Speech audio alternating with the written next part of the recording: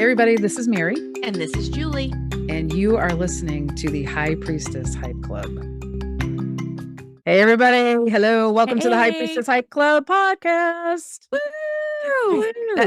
You have to edit that out, I understand. Why? No, it's fabulous.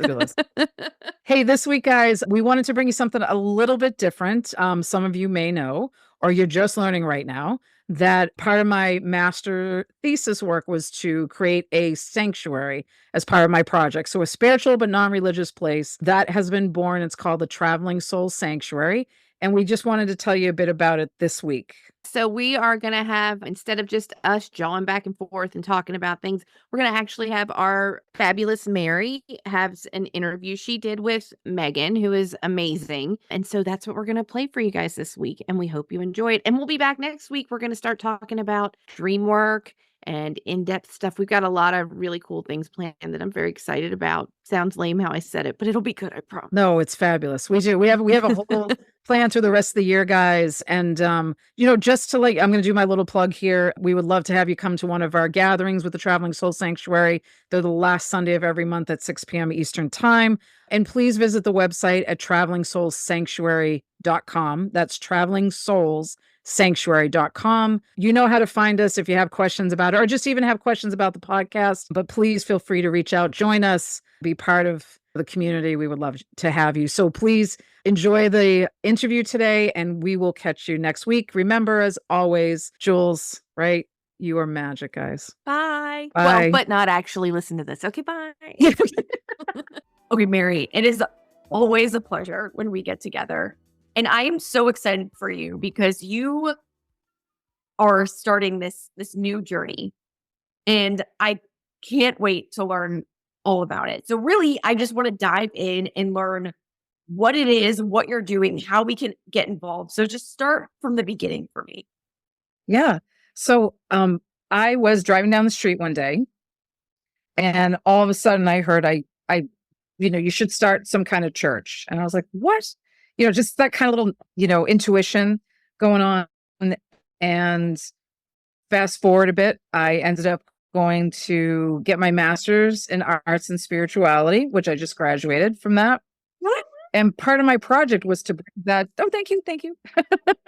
Part of that project, part of that degree was to bring this project to life, to open a spiritual community. And so the Traveling Soul Sanctuary is this new spiritual community that I've created to really help people find their own true self, their own practice, their own connection to the divine, whatever that may be. And that is so important, and I think the reason why you and I connect so much, and probably the people watching this right now are connecting, because it's like you believe in something bigger than yourself.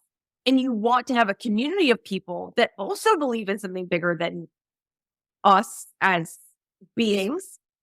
But yet you don't always agree to the certain, everything in this religious book and everything that one, and how this group thinks that one is wrong because it's not. And I'm none about that. Give me a tree, give me some nature, give me something to meditate on, express gratitude. And those are my people. And so that's kind of what I'm guessing this is correct? Yes. Yeah. You described it great, Megan. Seriously. It's a place where people can come in and get acceptance. Whatever you're bringing to the table as far as your spiritual identity or your spiritual practice and what you want to grow from that. And what I find is that people really out there are identifying themselves as spiritual, but not religious. So they have something they're connected to, or they want to be connected to something. They just don't know exactly what it is yet. And so the community is there to say, hey, I know someone that if you want to learn Reiki, okay, here's someone that's great that can teach you Reiki. Or I really want to learn about meditation. Great. We have these teachers and I know that they're great because, we've talked to them, we've worked with them, we've vetted them to see what their practices are. And we brought them in so that people can really have a good foundation to explore. Because part of the spiritual journey is learning, but then also practicing. And you need to have the tools to do that.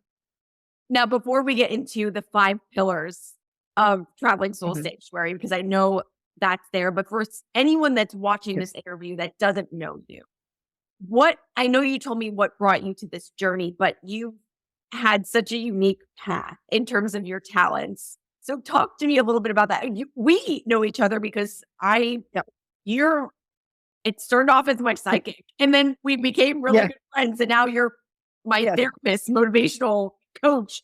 But Oh, tell God. everyone else that journey of the talents that you have. Yeah, well, thanks. So I'd love to start with this story because my mother, who I call the saint, practicing Catholic, still with us today, at 86 years old almost. We went up to Salem, Massachusetts, and if any of you know or don't know what Salem is, it's known as Witch City. So there's tarot card readers and witches and all kinds of culture and ancestry there about witchcraft. So we went into a store and my mother said, oh, I'm going to buy you a deck of tarot cards. It'll be something like you'll play with for a while. And then, whatever happens. And that went on to this day so far still, many years later. So, and in that journey of working with the tarot cards, it just brought me into this whole different spiritual world where I learned astrology and mediumship. So I talked to the dead. I became an ordained minister, and just really wanted to get my grounding in understanding the spiritual, but also the practical. So that's been a lot of my work over the years, is to help people kind of bridge those two things.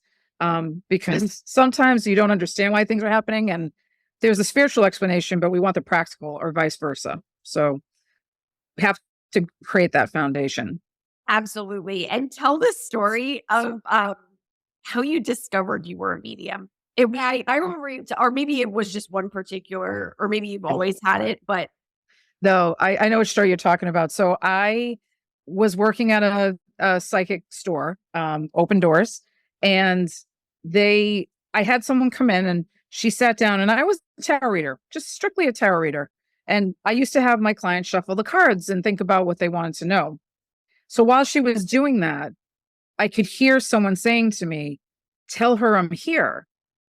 And I was like, I looked out, outside the room. I'm like, what? Oh, okay. I don't know. And I ignore it. I kind of brush it off.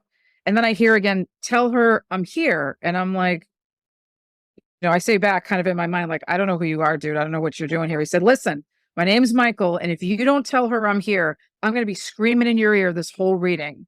And I was like, okay. So I looked at her and I said, "I know it's going to sound really weird." I said, "But there's this gentleman here that says he knows you.